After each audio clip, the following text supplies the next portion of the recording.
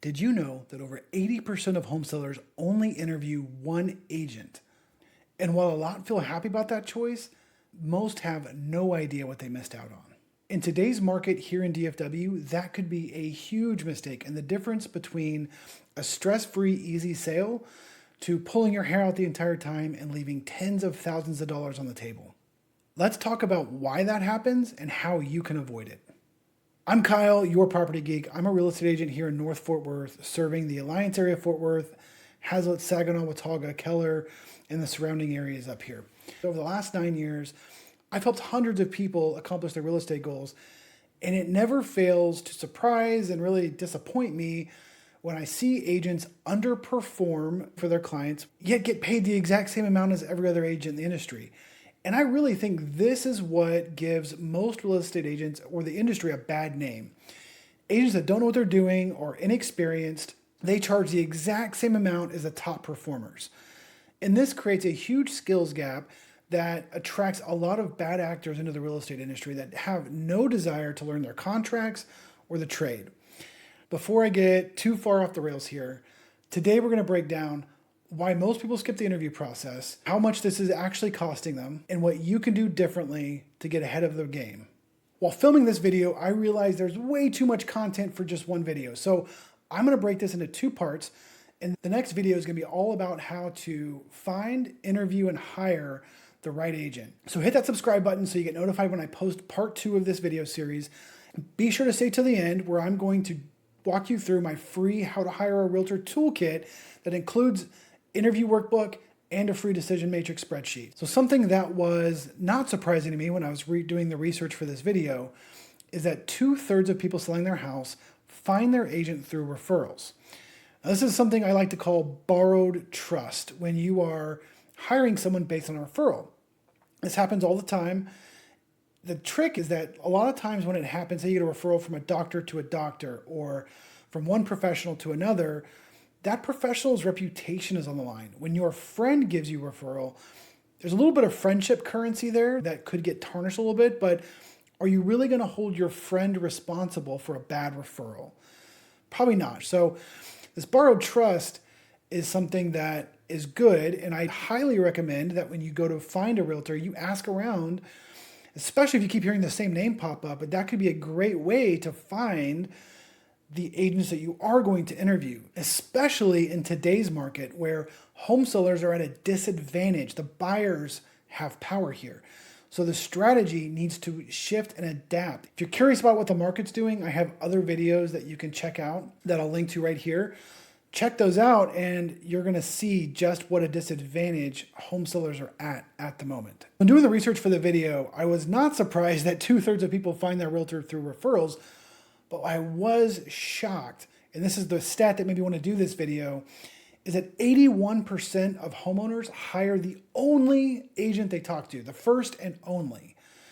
Now, there are rare circumstances where you talk to that first realtor, they nail it out of the park. That does happen, but that is really the rarity here.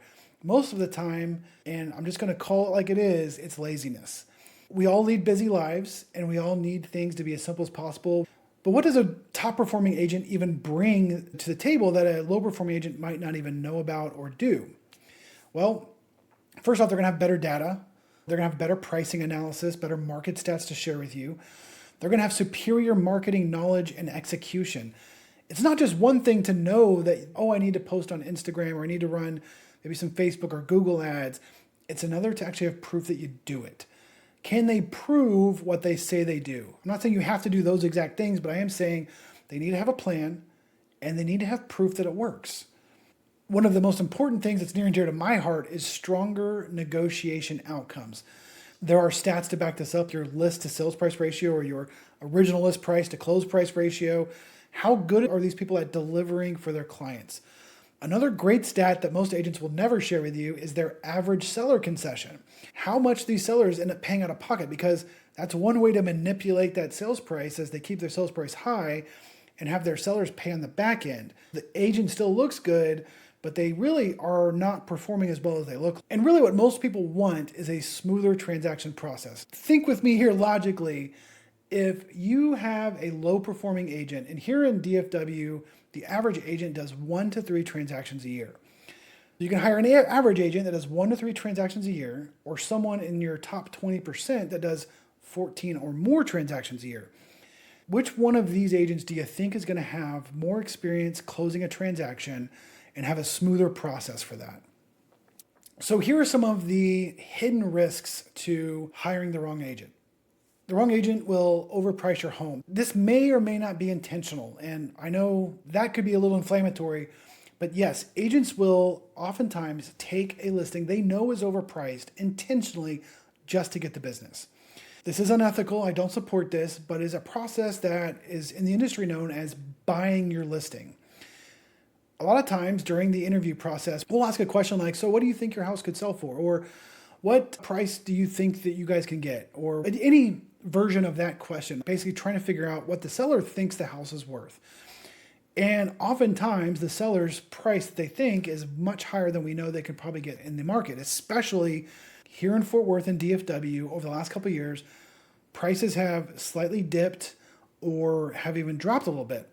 Check out my market update videos for that data. However, agents that either A, are desperate or don't have the morals to be upfront with people about this, they'll lie and they will agree with the seller, knowing that after being on the market for a couple of weeks or months, they can get some price drops and hopefully get it sold.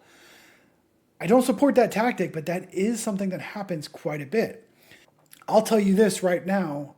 If you're interviewing with me, I would rather lose your business based on the truth than gain it based on a lie.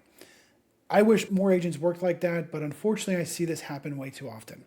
The second risk here is false expectations. Now, this normally comes from inexperience. It's really hard to set expectations with people when you yourself don't know what to expect.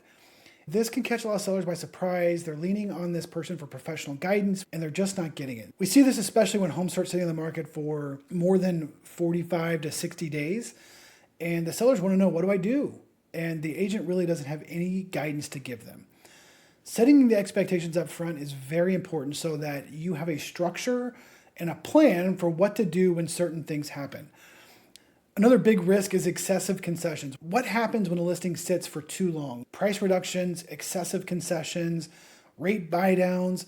All of these are great strategies when they're planned for up front. This can also come down to weak negotiation, meaning the sellers end up having to repair way more in the house than they meant to. They're rushing to get that done before they start packing to move. It becomes this huge, terrible process where the sellers are jumping through hoops to make sure the sale happens because they've been in the market too long and they don't want to lose the buyer. They're under a ton of pressure. All this plays into not setting the sale up correctly from the beginning.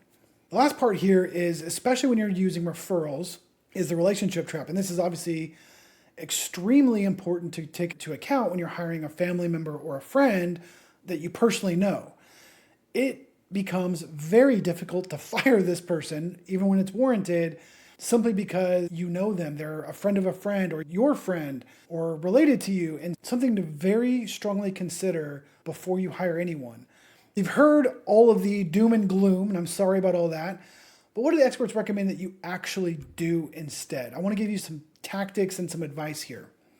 Shocker here, you need to interview more than one agent. Ideally 3 or more. Now I think 3 to 5 is the sweet spot. This will create more leverage especially when agents know they're competing. They should be on their A game. They should bring better data, better pricing, and you're going to get to see how they really prepare when they know they're competing, when they should be at their best. This will help you build confidence in your choice. And this is really what this is all about. You need to be confident that you're making the right choice for you. Just because an agent's in the top 1% of production does not mean they're the right fit for you. There are reasons why you might hire that agent that only does 1 to 3 transactions a year. So I'm not saying that there's the one right fit for everyone, well, unless it's me, of course. However, you need to do the interviews to find out who fits you the best. So here's what I would compare. One is your local market knowledge. Do they really know what's happening in your local market and have a strategy to move around that, which leads into my pricing strategy. They need to have a process for pricing your home. Too many agents don't know what they're doing when they're pricing your home. Do they have data to back this up? Have they done a market study on what pricing is doing currently? Do they know what your neighborhood is doing versus the rest of the market? There are a lot of factors when you're pricing a home. Just because that's what Zillow says does not mean that's what you should market your home at to sell. Getting there to maximize your profit is a process, and there needs to be a plan for that. Same thing with a marketing plan. Now, the marketing plan encompasses pricing. The marketing plan is very comprehensive about how you prepare your house, how it's presented, and how it's marketed and priced. Next up is negotiation skills. This one is harder to prove except with data. How close was their list price to their close price? That's a great one to determine negotiation skills. Also, your seller concessions. What does that look like? Do they have good reviews to prove that people say they're great negotiators? There's all sorts of things here that you can do to help prove that, but really it comes down to how do they treat you? Negotiation is rarely a back and forth like we see in the movies. Negotiation starts with first contact and ends with the closed sale. All along the way, there are minor negotiation points happening to set yourself up with the highest amount of leverage in that negotiation. All sorts of tactics go into that. Again, maybe I'll do another video later on that. Comment about whether or not you'd like to see a video on negotiation in real estate and how you can set yourself up for the best possible negotiations as a seller or buyer. Your agent needs a communication plan. 24/7 is a terrible communication plan. Now, I'm not saying your agent doesn't need to be available for you, but an agent that is constantly on the go and always has their phone glued to their ear is probably an agent that is getting close to burnout. I've seen it happen a lot. It's not a badge of honor to be constantly on. And really, there are no emergencies in real estate unless a house is on fire or flooding. Those are emergencies. Whatever their communication plan looks like needs to line up with your schedule. They need to have a plan, and it needs to fit your needs. Lastly is fee structure. Now, this does matter, obviously, what you pay these people. Agents can get paid quite a bit. I'm not saying they don't. Now, what does their fee structure look like, and what are they delivering based on that fee structure? What value are they delivering? Now, when you have competing agents, some of them might discount their commission for you. That is a factor. It should not be the deciding factor. Do you really want the cheapest agent, or would you prefer the agent that can get you the most amount of money at the end of the day? Sometimes those people are the same thing. Sometimes they're not. This is why the interview process is so important. Lastly, you need a way to compare these agents. Use data, not your gut.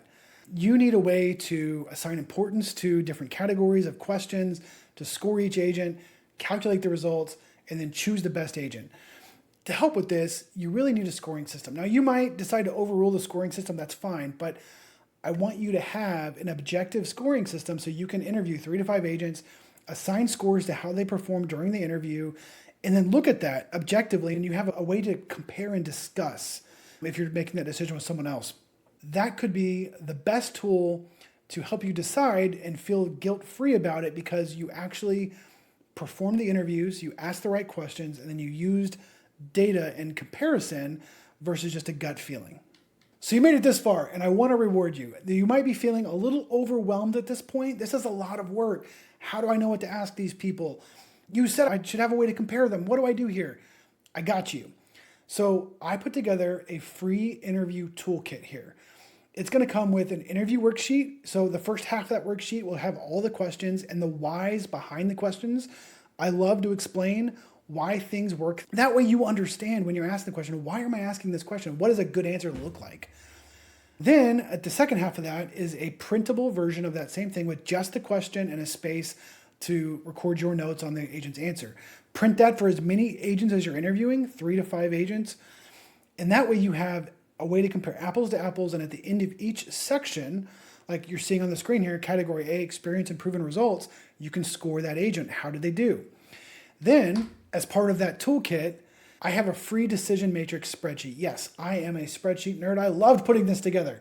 Once you've done all your interviews and you have your scores, you go to this spreadsheet, you enter all the scores in, and then boom, you can see at the bottom, you get a score for each agent based on how you scored them and the weighting here in that left column that you gave to each category. You should feel confident interviewing these agents and then comparing them against each other and making a great decision for you and your family. All those links to download are in the description below. Go ahead and sign up. Let me send that stuff to you. And I'd love to get your feedback on the questions and the decision matrix, anything I might be able to add or improve. I'd love to hear from you on that. Here's the bottom line. Referrals are a fantastic way to find agents, but they're not the only way, and they're not the finish line. Don't interview just one agent.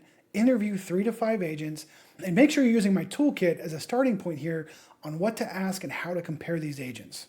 The sale of your home deserves more than just a convenient choice. It deserves a confident one. You deserve to buy smarter, sell stronger, and move confidently.